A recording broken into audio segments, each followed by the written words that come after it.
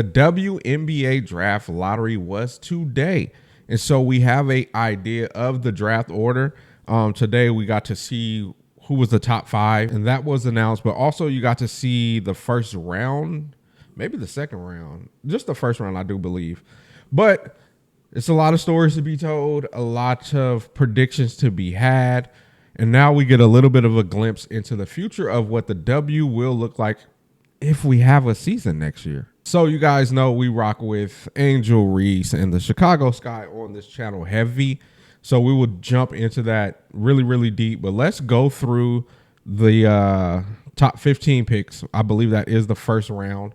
So the lottery is 5 in the WNBA, unlike the NBA, which I think is like, what is it, double that? I think it's like 15, 14, 15. Yeah, 15 maybe? I don't remember. But ours is only 5 because up until the last couple of years have had, 13, 12 teams. So our lottery is a lot smaller. So getting the 5th pick is like the last pick of the lottery. And that's what the Chicago Sky got this year. But let's jump into the 15. Coming in at 15 are the Sun, 14 the Storm, 13 the Dream, 12 the Sun again. The Mystics are at 11, the Fever at 10, and then we go back with the Mystics, Valkyries, and then the 7th. How does that work? Fire/Temple. Oh, okay, 7 and 6. Do they have a swap or do they go back to back? I'm not sure. That wasn't explained. I feel like I seen the Temple had back-to-back picks. I'm not sure about that. We'll eventually figure that one out. 6 and 7. And then 5 is the Sky. This is the lottery. 5 is the Sky. 4 is the Mystics. 3 are the Storm. 2 are the Lynx. And number 1, the Wings get the number 1 pick again, which is cool for me. I live in Dallas. I do go to WNBA games, which means I go to Dallas Wings games. So we do get the back-to-back number 1 overall pick. So when it comes to that, I'm trying to teach myself to be happy about that and not be upset about what happened with the Chicago Sky. The reason I'm really bothered about the Sky is we gave up the rights to that number 2 pick. We could have had the number 2 pick this year, but they traded that away. We've done away with our young picks and stuff to satisfy the needs of Courtney Vandersloot and bringing in Ariel Atkins, and those are decisions that are going to hold our future back. Imagine the Chicago Sky with Milla and Angel, and you have Haley and Maddie, but now you get to bring on the 2nd overall pick. That changes the trajectory of your franchise. That gets you, right now it's projected that our fam will be number 1. Some people say Betts will be number 2. I'm not sure that's the focus for the Sky, and that's why I'm a little upset about it. But truly, the top 2 picks are probably going to be bigs, and we are solidified at bigs. So it might be okay for us to grab somebody at 5. So I'm not that upset about it. It's just like the decision making to get us to the point that hopefully whoever we're looking at is, as far as a guard, whether it's AZ, Flage, Latson, Olivia Miles, whoever it is, that's going to probably fall into our lap, one of those, because the first couple picks are probably going to be bigs. But like, why do we have to hopefully be lucky enough to have the guard we need to land into our laps, instead of we could have just had the number 2 pick and got the guard we needed. And in my opinion, as far as the Sky, I know my rant isn't too focused. As far as the Sky, this is what I think the game plan should be. I think because of the new CBA, we're going to have contracts over $1 million. I think you overpay for a point guard for the next 2 to 3 years. Let's say Jordan Canada. I'm just throwing her out there. It could be Courtney Williams. She said she's not coming back. But Jordan Canada might not get the max from Atlanta or somebody else.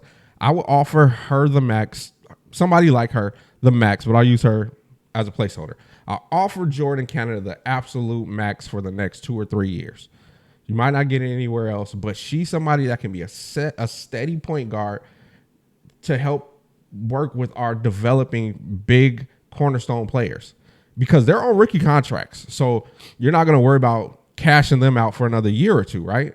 So you overpay for if you can go get an elite point guard, go get one. But let's just say you'll overpay for an all-star point guard. Like I said, a Courtney Williams type player. Let's overpay for them. And then you draft the wing you need, whether that's Flage or that's AZ or that's South Carolina Latson. You go draft that type of player, overpay for a veteran, but not just a veteran point guard, a veteran producing, can run a show, lead a team point guard. You go pay big money for that, not because that's going to make you win, but that's going to help develop the bigs you have in place. And now you bring in a wing like a Flage who is uber athletic, can still shoot the ball, can bring up the ball if you need her to, or you get you an AZ foot, the perfect spot up shooter, great defender, team mate personified, a winner's winner. You go do that. That is, in my mind, that's what you go do. You go overpay for a guard because your bigs are solidified on rookie contracts. Overpay for your guard, draft you a shooter, or you can flip it around. I don't know if it works the other way where you go draft a winning guard. I'm not sure that the point guard position is. I'm not sure that point guard is in this draft. I'm not sure there's a Paige. There's a Caitlin Clark, just to, talk to the recent years. That's not in this draft to me. I do like Olivia Miles, so maybe you want to take that swing on Olivia Miles and then go overpay for a scoring wing. You can do that. If you want to go offer, most of the wings that can really get buckets are going to get the max. But let's just say hypothetically, you can offer Jackie Young more money than anybody else, which I don't think that would be a thing. But if you can get a Jackie Young and then go get you Olivia Miles to team up with Angel and Miller, then that makes sense. But I don't think that's not more likely than you going to, like I said, pay Court Williams, Jordan Canada, one of those type of solid point guards. You overpay them to help develop your new shooter, your new wing, if it's Flage or even Kiki Rice. I like Kiki Rice game. Maybe you can get a Kiki Rice and then bring in maybe a solid defender and a shooter. Like if you can go get a Kiki Rice and get a player like,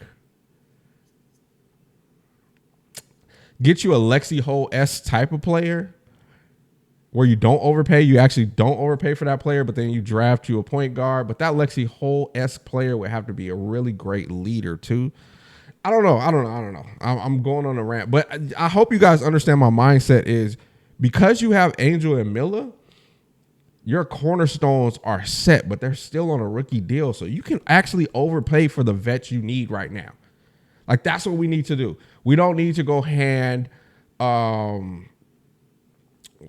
Kia Nurse the bag. That's not going to work for what we have here. We don't need to go get Rachel Banham the bag. And I like Rachel Banham showed some really, really great moments this year, some lead, all that stuff. We can keep her at her rate.